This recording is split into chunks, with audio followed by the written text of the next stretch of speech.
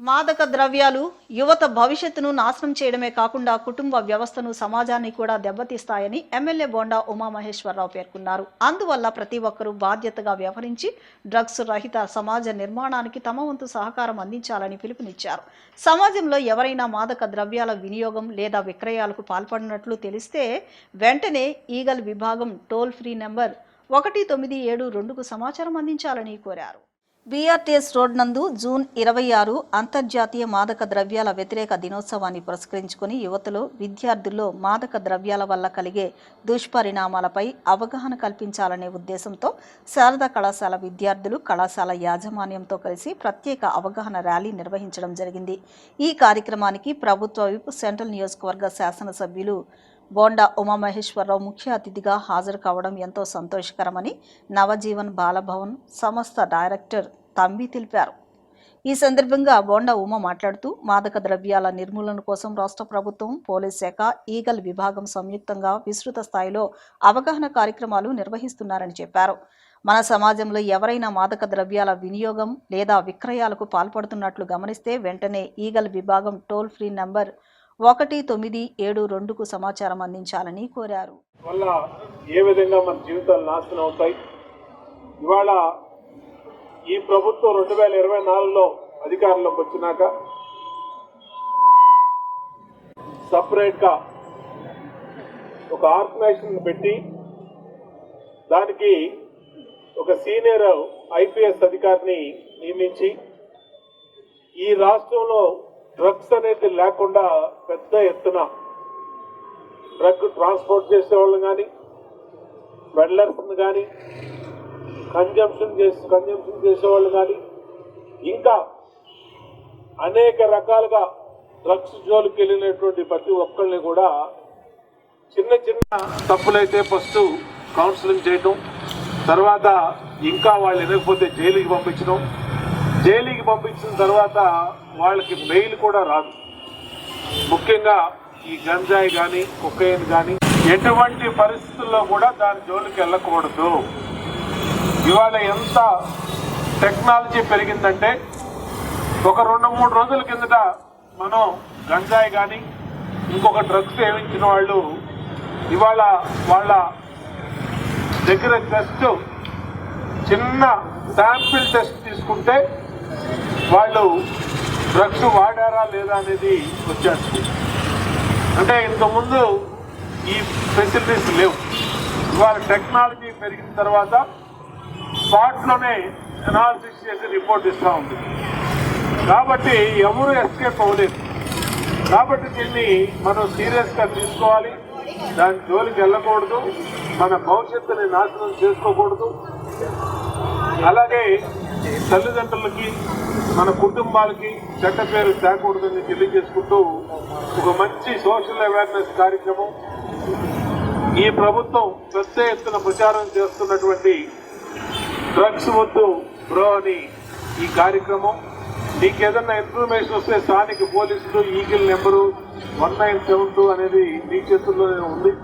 అట్లకి తెలియజేయాల్సిన కోరుకుంటూ అందరినీ కూడా ఎవరో దాని జోలికి వెళ్ళొద్దని మరొకసారి తెలియజేసుకుంటూ మా పిల్లలందరికీ ఆశీస్సులు అందజేసి సెలవు తీసుకుంటాం. నవజీవన్ బాలభవన్ సంస్థకి డైరెక్టర్ అయినటువంటి తంబి అయినటువంటి నేను ప్రత్యేకంగా జూన్ 26వ తారీఖు అంతర్జాతీయ మాదక ద్రవ్యాల వ్యతిరేక దినోత్సవం జరుపుకుంటున్నటువంటి సందర్భంగా దాని మీద అవగాహన కల్పించాలి అనేటువంటి ఉద్దేశంతో ఈరోజు శారదా కాలేజ్ యొక్క స్టూడెంట్సు అదేవిధంగా యాజమాన్యంతో కలిసి ప్రత్యేకంగా ఇక్కడ మేము ర్యాలీ అనేది జరపడం అనేది జరుగుతూ ఉంది. దీనికి మన విజయవాడ సెంట్రల్ నియోజకవర్గ శాసనసభ్యులైనటువంటి గౌరవనీయులు బోండా ఉమామహేశ్వరరావు గారు రావటం అనేది చాలా సంతోషకరమైనటువంటి విషయము. అదేవిధంగా ఈ యొక్క ఇంటర్నేషనల్ యాంటీ డ్రగ్ డేకి మన క్యాంపెయిన్ జరిగే దాంట్లో భాగంగా ఈగల్ డిపార్ట్మెంట్ వాళ్ళు కూడా, పోలీస్ డిపార్ట్మెంట్ వాళ్ళు కూడా చురుగ్గా ఈ యొక్క అవగాహనను జరుపుతూ ప్రజలకు తెలియపరిచేటువంటి విషయం ఏమిటి అంటే మన చుట్టుపక్కల కానీ మన సమాజంలో కానీ ఎవరైనా డ్రగ్స్ తీసుకుంటున్నట్లయితే వాళ్ళ సంబంధించినటువంటి సమాచారమును ఈగల్ డిపార్ట్మెంట్ వారి యొక్క 1972 నెంబర్కి మీరు సమాచారం అందించాల్సిందిగా కోరుతూ ఉన్నాము.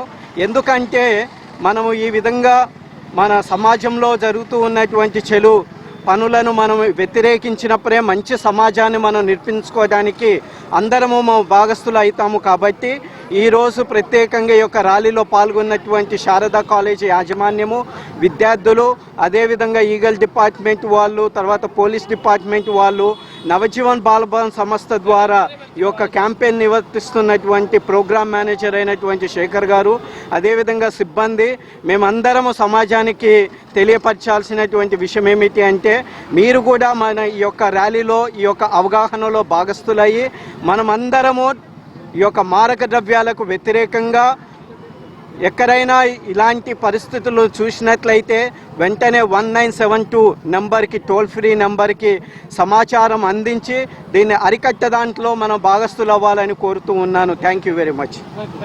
వైసీపీ కాపు నేతల సమావేశం జరిగితే చంద్రబాబు, పవన్ కళ్యాణ్ ఎందుకు ఉలిక్కి పడుతున్నారని వైసీపీ నేత మాజీ మంత్రి అంబటి రాంబాబు ప్రశ్నించారు. గాదే సాయి కృష్ణ లాకప్ డెత్ కేసును దేశంలోనే అరుదైన ఘటనగా పేర్కొంటూ ఆయన సంచలన వ్యాఖ్యలు చేశారు. అంబటి రాంబాబు గుంటూరులో మీడియాతో మాట్లాడుతూ గాదే సాయి కృష్ణను హత్య చేశారని, ఒక పెద్ద నేరస్తుడిని కాపాడేందుకు అతన్ని బలి చేశారని ఆరోపించారు. ఈ కేసులో సిబిఐ దర్యాప్తు జరిపితేనే వాస్తవాలు వెలుగులోకి వస్తాయని అన్నారు. సాయి కృష్ణపై కేవలం 2 కేసులే ఉన్నాయని, శిక్షించే అధికారం పోలీసులకు కాదని, చట్టపరమైన ప్రక్రియ ద్వారానే శిక్ష అమలు కావాలని అన్నారు. తాను సాయి కృష్ణపై దాడి చేసినట్లు ఫోటోలు ఇచ్చానని, ఒకవేళ అతను బతికి ఉంటే ప్రభుత్వం స్పష్టత ఇవ్వాలని డిమాండ్ చేశారు. సాయి కృష్ణ లాకప్ డెత్ కేసును మభ్యపెట్టే ప్రయత్నాలు జరుగుతున్నాయని ఆరోపించిన అంబటి, చట్టం ప్రకారం సీసీటీవీ ఫుటేజ్ను 18 నెలల పాటు భద్రపరచాల్సి ఉండగా కృష్ణలంక పోలీస్ స్టేషన్లో ఫుటేజ్లు కనిపించకుండా పోవడం ఆందోళనకరమన్నారు. నిందితుల పోలీసులను కాపాడేందుకే సీసీటీవీ ఫుటేజ్ను మాయం చేశారని ఆరోపించారు. గాదే సాయి కృష్ణ విచారణ మొదటిగా ఒక ఎస్పీని ప్రభుత్వం విచారణకు వేసింది. తర్వాత 2 రోజుల క్రితం ఒక సిట్ని ఫామ్ చేసింది.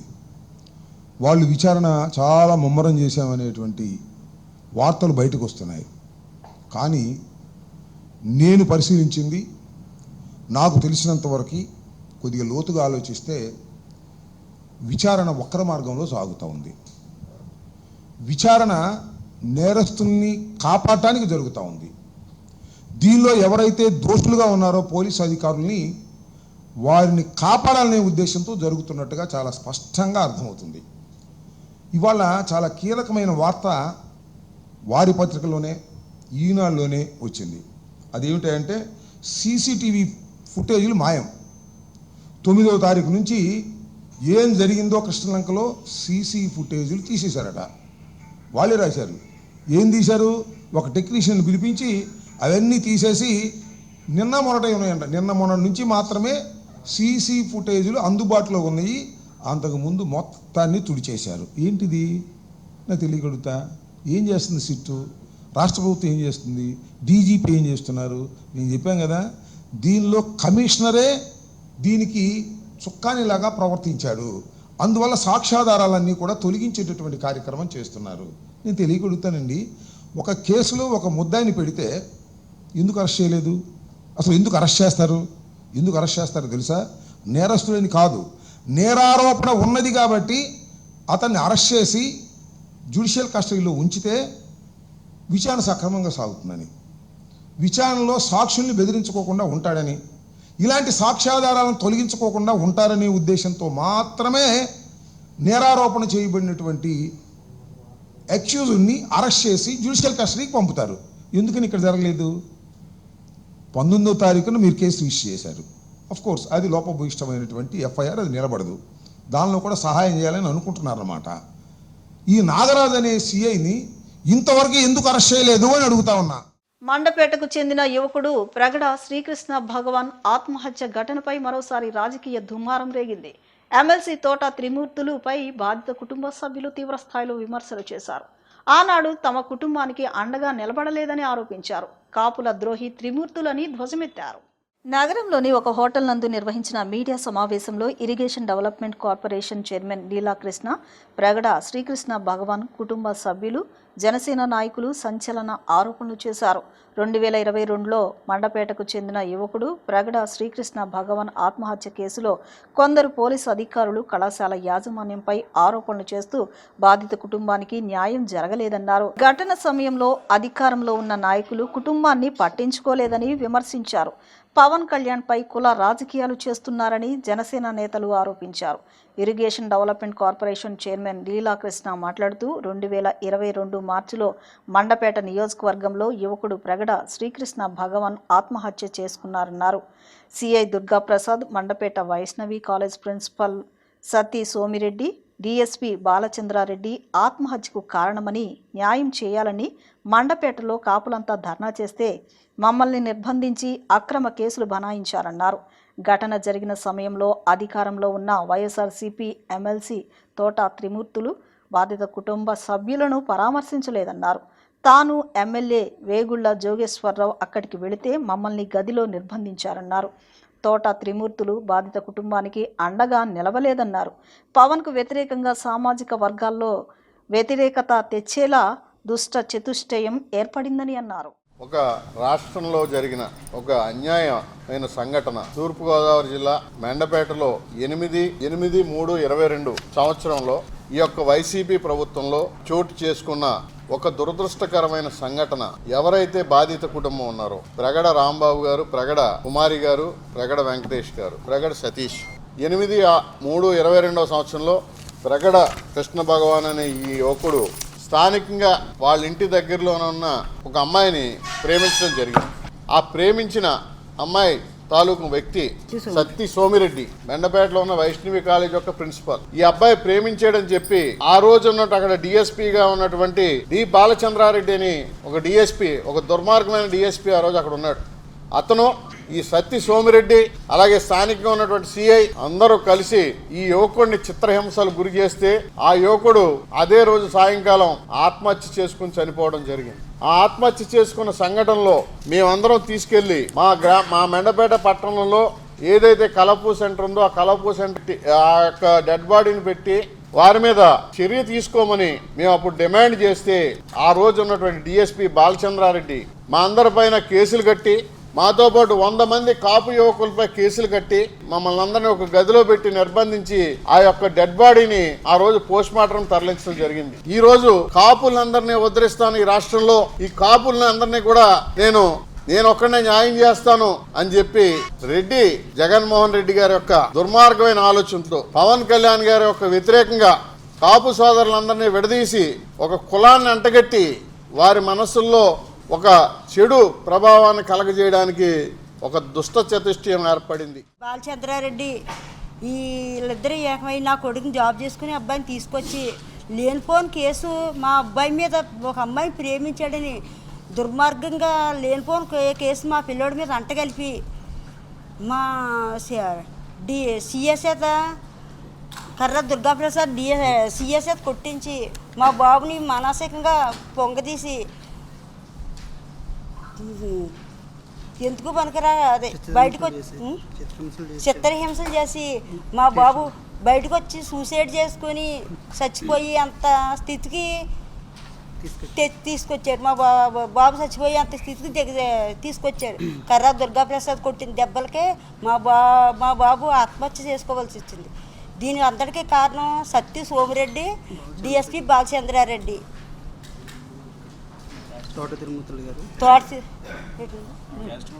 మాది కాపు, మేము కాపు నియోజకవర్గం, మేము ఓసీ కాపు అయ్యి ఉండి కూడా మాకు తోట తిరుమతులు మా నియోజకవర్గం, మా మెండపాటి నియోజకవర్గం ఎమ్మెల్సీగా చేస్తుండగా కూడా మేము కాపులు అని చెప్పుకుంటాం పేరే, కానీ మాకు వచ్చి మీ బాబు చనిపోయాడా, మీ బాబుకి మేము న్యాయం చేస్తామని మాకు చెప్పపోగా ఇంకా మా మీద వాళ్ళిద్దరికి డిఎస్పీ బాలచంద్రారెడ్డికి, సత్య సోమిరెడ్డికి, కర్ర దుర్గాప్రసాద్కి వాళ్ళ ముగ్గురికి కుమ్ముగాసి నా మీద ఇంకా నా వెనకాల నుంచిన వాళ్ళందరి మీద దండయాత్ర చేసి మా మీద కేసులు పెట్టి మమ్మల్ని చాలా చిత్రహింసలు పెట్టి ఇంటింటికి మాకు అనుకూలంగా ఉన్న వాళ్ళందరినీ మాకు అనుకూలంగా లేకుండా పక్కకు గెంటేసి తోట తిరుమూర్తులు గారు ఇదంతా చేశారు. మరి ఆ రోజు ఏమైపోయారు? ఇవాళ కాపులు వేయండి తోట తిరుగుతారు గారు ఏమైపోయారు? 2019 నుండి 2024 వరకు రెడ్డి కాపులైనటువంటి నాయకులందరూ కూడా ఈరోజు కాపుల మీద కొత్త ప్రేమ పుట్టుకొచ్చింది. అదేంటంటే తాడేపల్లి ప్యాలెస్ నుంచి వచ్చిన స్క్రిప్ట్, కేవలం వాళ్ళ స్క్రిప్టులు చదవటం తప్ప రాష్ట్రం బాగుండాలి, రాష్ట్ర భవిష్యత్తు బాగుండాలనే ఆలోచన ఆ వైసీపీ నాయకులకి ఎవరికి లేదు. నేను ఎందుకు ఈ విషయం చెప్తున్నానంటే, ముఖ్యంగా విజయవాడలో మొన్న జరిగిన ఒక సంఘటన ఏమనిపిస్తుందంటే, నాకు కూటమి ప్రభుత్వం ఆంధ్రప్రదేశ్లో మంచి పరిపాలన సాగిస్తుందని వైసీపీ మాజీ మంత్రులు అంటున్నారని నా ఉద్దేశం. ఎందుకని మీరు అందరూ అన్నట్లయితే, రాష్ట్రంలో ఎక్కడ అవినీతి జరిగిన విషయం వైసీపీ నాయకులు మాట్లాడట్లేదు, లేదా రాష్ట్రంలో ఎక్కడన్నా ఇబ్బంది జరిగింది దాని గురించి మాట్లాడట్లేదు. సాక్షాత్తు గత ముఖ్యమంత్రి వైఎస్ జగన్మోహన్ రెడ్డి గారు తెనాలి పర్యటించారు, మీ అందరికీ తెలిసిన విషయమే. దేనికోసం అండి? రాష్ట్రంలో ఏమైనా విపత్తు వచ్చిందా?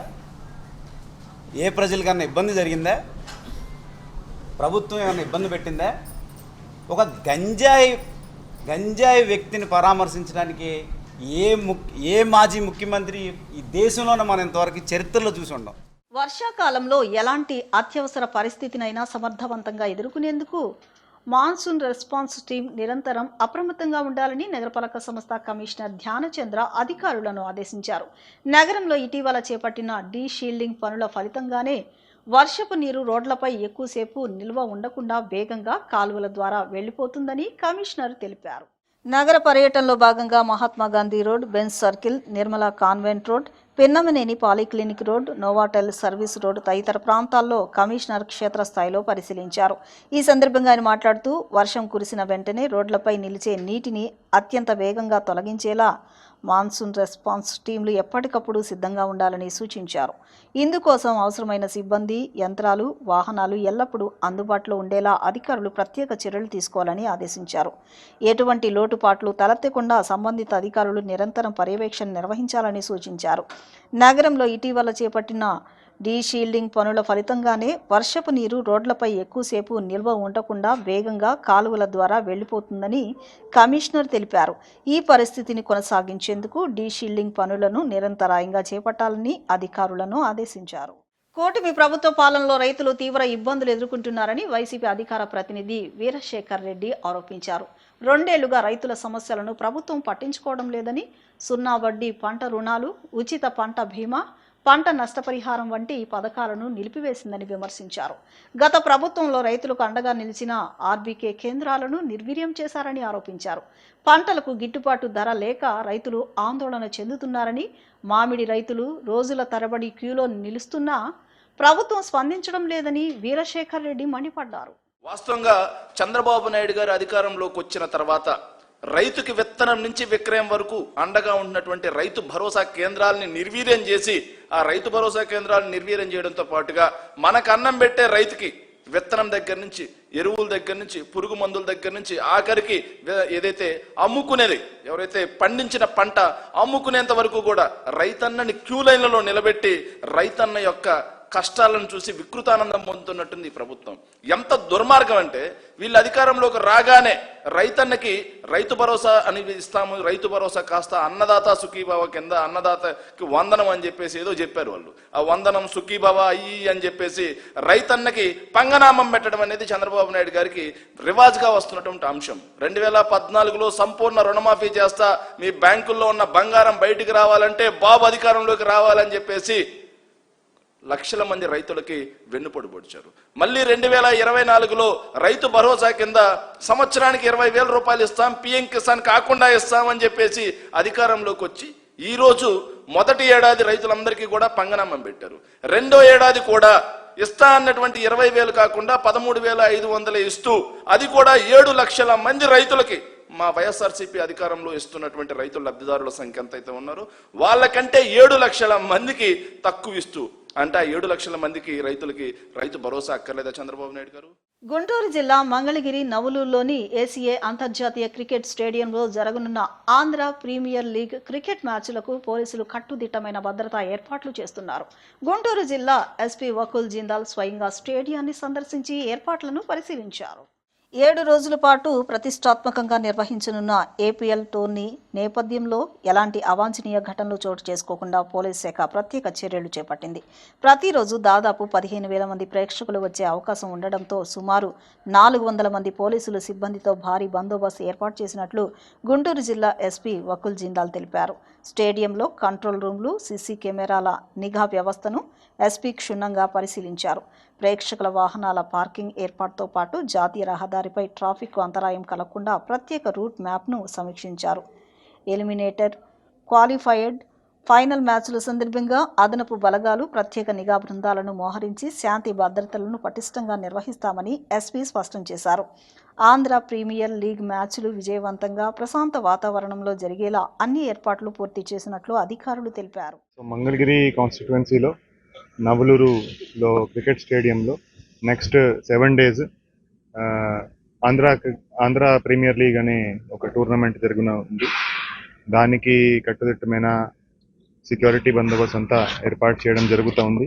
ఆల్మోస్ట్ 400 మందితో దానికి సెక్యూరిటీ ఏర్పాట్లు చేయబోతున్నాము. దాంట్లో అప్రాక్సిమేట్లీ 10,000-15,000 దాకా స్పెక్టేటర్స్ వచ్చే అవకాశం ఉంది. చాలా మంచి స్టేడియం ఇక్కడ నిర్మించడం జరిగింది. ఇక్కడ 7 జట్లు ప్రతిరోజు 2 మ్యాచ్లు ఆడతాయి. సో చాలా మంచి వాతావరణంలో ఈ ఆంధ్ర ప్రీమియర్ లీగ్ జరగనుంది. అందరికీ మంచిగా ఇక్కడ ఎంజాయ్ చేసేటట్టు, అందరికీ ఏమీ ప్రాబ్లం లేకుండా, అందరికీ కన్వీనియన్స్గా ఇక్కడ రావడము వెళ్ళడం అనేది దానికి మేము అన్ని ఏర్పాట్లు చేస్తున్నాం. Thank you. సో మొత్తం అరౌండ్ 400 పోలీస్ సిబ్బందితో మేము బందోబస్తు ఏర్పాటు చేస్తున్నాము. దాంతోపాటు కొంతమంది టీమ్ సెక్యూరిటీ వాళ్ళు, బౌన్సర్స్, ప్రైవేట్ సెక్యూరిటీ వాళ్ళు కూడా ఉంటారు.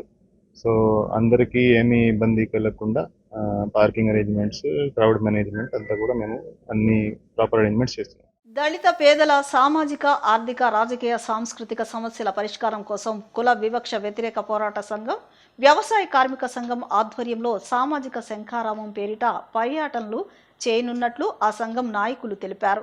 జూలై, ఆగస్టు మాసాల్లో జరిగే ఈ రాష్ట్ర వ్యాప్త ఉద్యమంలో గ్రామ గ్రామాన పర్యటనలు చేస్తామని, ఈ పర్యటనలో రాజకీయాలకు అతీతంగా పాల్గొనాలని వారు పిలుపునిచ్చారు. దేశానికి స్వాతంత్రం వచ్చి 78 ఏళ్లు దాటిన దళితుల జీవితాల్లో ఆశించిన మార్పు రాలేదని, ఇప్పటికీ సమాజంలో కుల వివక్షత దాడులు కొనసాగుతున్నాయని కుల వివక్ష వ్యతిరేక పోరాట సంఘం రాష్ట్ర ప్రధాన కార్యదర్శి ఆంధ్ర మాల్యాద్రి, వ్యవసాయ కార్మిక సంఘం రాష్ట్ర అధ్యక్షురాలు రమాదేవి ఆవేదన వ్యక్తం చేశారు. విజయవాడలో బాలోత్సవ భవన్లో జరిగిన మీడియా సమావేశంలో వారు మాట్లాడారు.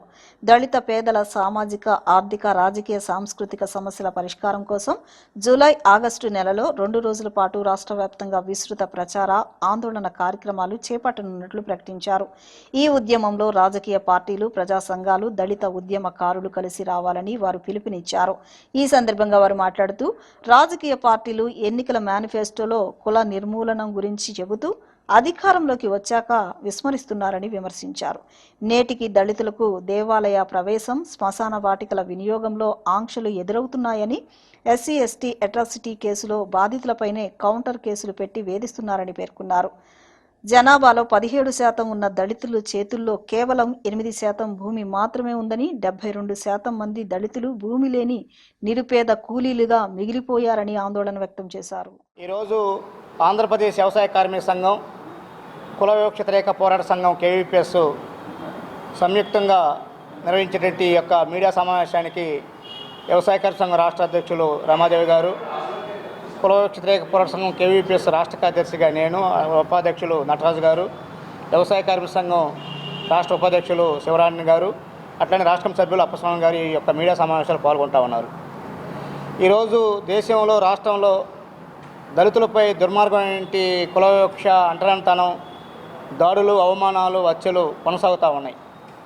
వీటిని రూపుమాపాల్సినటువంటి కేంద్ర రాష్ట్ర ప్రభుత్వాలు ఏమాత్రం కూడా రూపుమాపపోగా వాటిని ప్రోత్సహించే క్రమాలు ఉన్నాయి తప్ప వాటిని తగ్గించే క్రమం కాదు.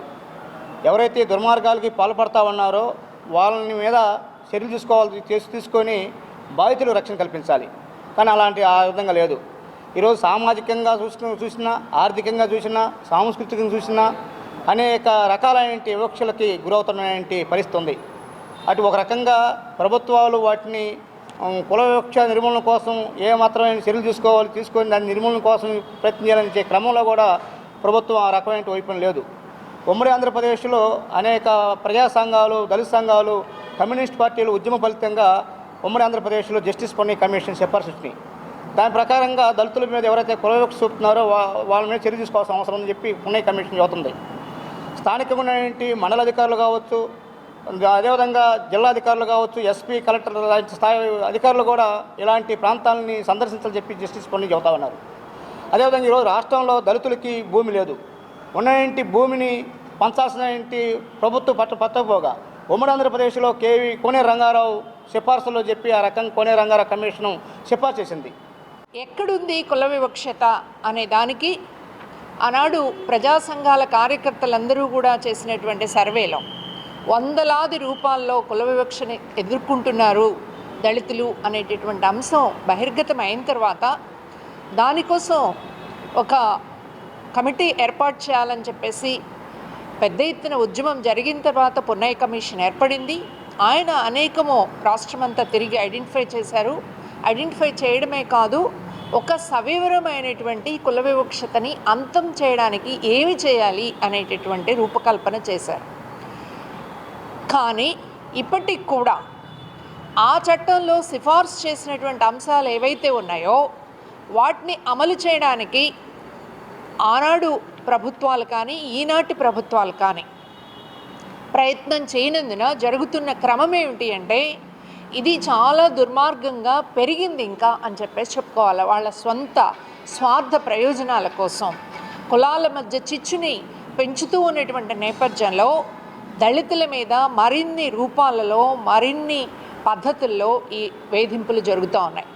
ఒక పిల్లవాడు మామిడికాయ దొంగిలించాడు అనే కారణంతో కాకినాడ జిల్లాలో చంపివేయబడ్డాడు. అంటే ఒక పిల్లవాడు వాళ్ళు కుటుంబం తీసుకున్నటువంటి అప్పు కోసం అతన్ని తాకట్టు పెడితే అతన్ని చంపేసినటువంటి ఘటనలు మనం చూస్తూ ఉంటే పసిబిడ్డల మీద కూడా ఇంత క్రూరత్వం ఎందుకు నడుస్తుంది అనేది మనకు అర్థమవుతుంది. అంతేకాదు పెరుగుతున్నటువంటి అత్యాచారాలు, హత్యలు కూడా మనం ఇక్కడ చూసాం. ఒక దళిత కుర్రాడు కిరణ్ కుమార్ అనేటటువంటి అతను పోలీస్ స్టేషన్కి రమ్మంటే భయపడి ఆత్మహత్య చేసుకున్న పరిస్థితి ఉందంటే ఎన్ని రకాల చిత్రహింసలు పెట్టి ఉంటారు అనేటటువంటిది మనం ఊహించుకోవచ్చు. ఆ రకమైనటువంటి చిత్రహింసలు ఒక్కచోట కాదు, రాష్ట్రంలో అనేక చోట్ల జరుగుతూ ఉన్నాయి. ఇవి పెద్ద స్థాయిలో జరుగుతున్నాయితే చాలా కామన్గా గ్రామాల్లో ఇప్పటికి కూడా నోరెత్తి గొంతెత్తి తమకు జరుగుతున్న అన్యాయాన్ని ప్రశ్నించలేని పరిస్థితి ఉంది. మనందరికీ తెలుసు, ఉపాధి హామీ పని అత్యధిక శాతం పనిచేస్తున్న దళితులై, కానీ అటెండెన్స్ దగ్గరికి వచ్చేటప్పటికి, వేతనాల దగ్గరికి వచ్చేటప్పటికి మీరు చూడండి గ్రామాల్లో వివక్షత కనిపిస్తుంది. సిపిఐ మాజీ నగర కార్యదర్శి, ప్రముఖ కార్మిక నేత కామ్రేడ్ శేఖర్ బాబు ఆశయ సాధన కోసం ప్రతి ఒక్కరూ పునరంకితం కావాలని సిపిఐ నగర కార్యదర్శి జి కోటేశ్వరరావు, ఎన్టీఆర్ జిల్లా కార్యదర్శి దోనేపూడి శంకర్ పిలుపునిచ్చారు. ప్రస్తుత ప్రభుత్వాల కార్మిక వ్యతిరేక విధానాలను ఎండగట్టాలని, ఓటుకు నోటుకు లొంగకుండా హక్కుల కోసం పోరాడడమే శేఖర్ బాబుకు ఇచ్చే నిజమైన నివాళులని అన్నారు. నగరంలో 53వ డివిజన్ పరిధిలో ప్రమాదవశాత్తు ధ్వంసమైన శేఖర్ బాబు స్మారక స్తూపాన్ని పునర్నిర్మించి మంగళవారం ప్రారంభించారు. 1 టౌన్ కోమల విలాస్ సెంటర్లో జరిగిన కార్యక్రమంలో సిపిఐ నగర కార్యదర్శి జి కోటేశ్వరరావు, ఎన్టీఆర్ జిల్లా కార్యదర్శి దోనేపూడి శంకర్ పాల్గొని శేఖర్ బాబు చిత్రపటానికి పూలమాలలు వేసి స్తూపాన్ని ఆవిష్కరించారు. ఈ సందర్భంగా వారు మాట్లాడుతూ శేఖర్ బాబు కార్మిక వర్గ హక్కుల కోసం, ముఖ్యంగా అసంఘటిత కార్మికుల ప్రయోజనాల కోసం అలుపెరిగిన పోరాటం చేశారన్నారు. గతంలో ఆయన ఐస్ ఫ్రూట్ వర్కర్స్ యూనియన్ వంటి సంఘాలను స్థాపించి వేలాది మంది కార్మికులను చైతన్యపరిచారన్నారు. ఈ కార్యక్రమంలో కమ్యూనిస్టు శ్రేణులు, కార్మిక వర్గ ప్రతినిధులు పాల్గొన్నారు. కార్మిక నేత, విజయవాడ నగర కమ్యూనిస్టు పార్టీ కార్యదర్శిగా పనిచేసినటువంటి కామ్రేడ్ శేఖర్ బాబు గారు కార్మిక వర్గానికే కాదు, విజయవాడ నగర ప్రజల్లో అందరికీ కూడా తలలో నాలుగులాగా పనిచేసినటువంటి వ్యక్తి. ముఖ్యంగా ఈ రోజున కార్మికుల యొక్క హక్కుల్ని కాపాడబడేటటువంటి పద్ధతిలో ఆ రోజు ఏఐటీసీ నిర్వహించినటువంటి కార్యక్రమాల వలన విజయవాడ నగరంలో ముఖ్యంగా ముఠా కార్మికులు కానీ అసంఘటిత కార్మికులకి హక్కులు సాధించబడ్డాయి.